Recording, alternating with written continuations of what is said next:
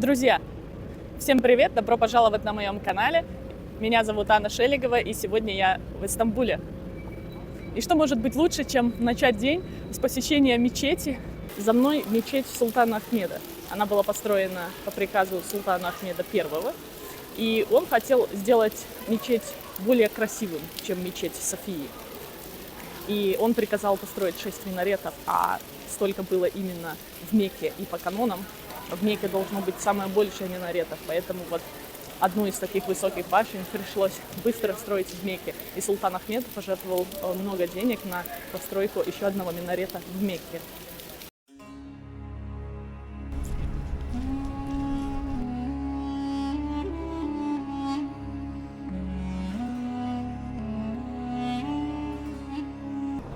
Такое ощущение, как будто попадаешь в картину. Все стены исписаны росписью, как будто художники рисовали эти все узоры, орнаменты в воздухе.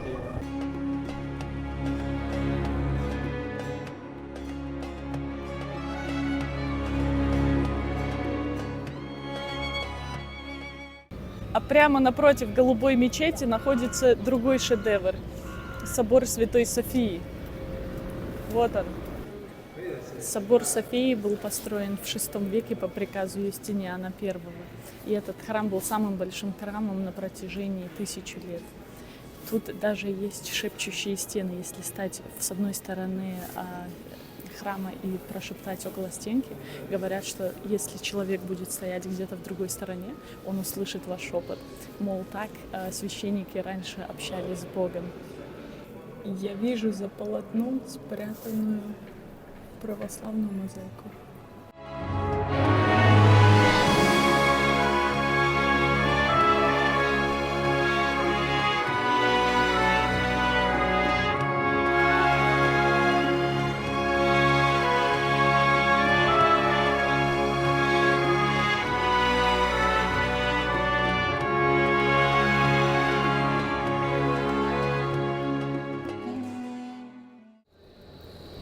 Дальше мы спускаемся в подземелье.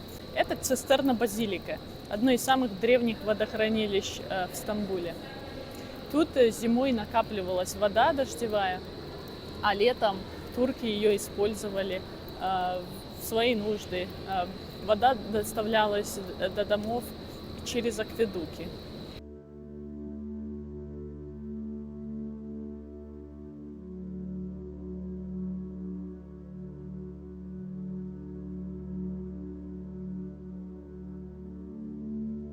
Понимаю, что это водохранилище, но на самом деле такое ощущение, что это дворец для русалок. И кажется, что сейчас над водой пронесется какой-нибудь призрак византийского императора. Ну, жутковатое ощущение, как из фильмов ужасов. Голова медузы.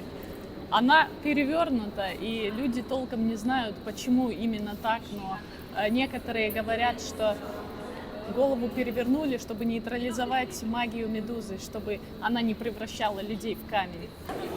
Мы сейчас находимся на одном из самых больших базаров в мире. Это Истамбульский базар. Тут находится больше, чем 4000 лавок.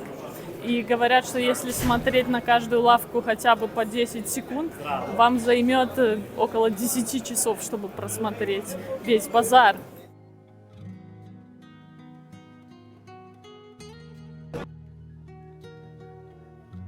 Этот базар существует с 15 века, а это значит, что тут торговали не только купцы, а также султаны и пираты.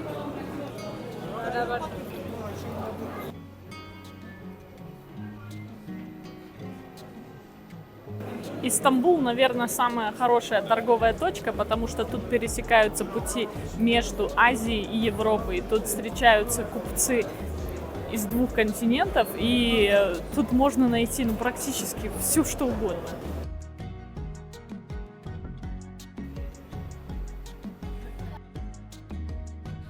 Этот базар славится не только тем, что он один из самых больших базаров, но также росписью на потолках. Это все ручная работа. На турецком базаре вы будете ходить, и вы увидите лавки, где продают люкум. Обязательно попробуйте. Это была одна из любимых сладостей Наполеона Бонапарта и Винстона Черчилля. Они очень любили турецкие сладости. Почему-то в каждом путешествии меня преследует просто бешеное количество ступенек. Вот. Опять поднимаюсь вверх. За моей спиной находится Галатская башня. Легенда говорит, что если подняться на нее со своим возлюбленным, вы обязательно поженитесь. Ну и раньше эта башня служила, конечно, в оборонительных целях. Она была одна из самых высоких зданий в Стамбуле. И вы можете только себе представить, что вон там на высоте стояли солдаты и охраняли город.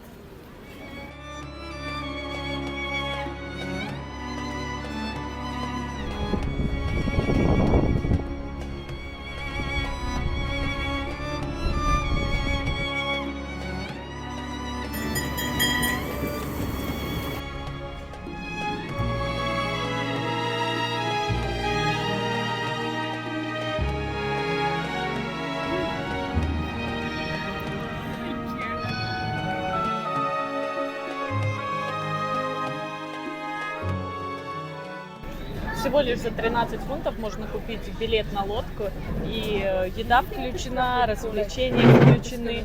Можно посмотреть, как танцуют традиционные турецкие танцы, и вам накроют отличный стол. На этом корабле можно выйти наверх и посмотреть на Истамбул вечером.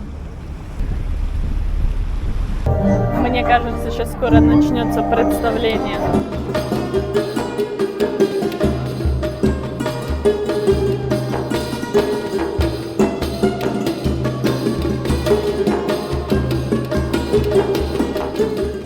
Вот так выглядит сказка «1001 ночи», наверное.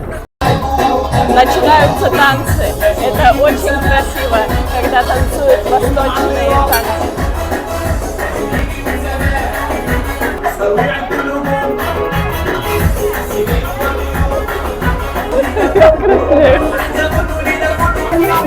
А потом начинается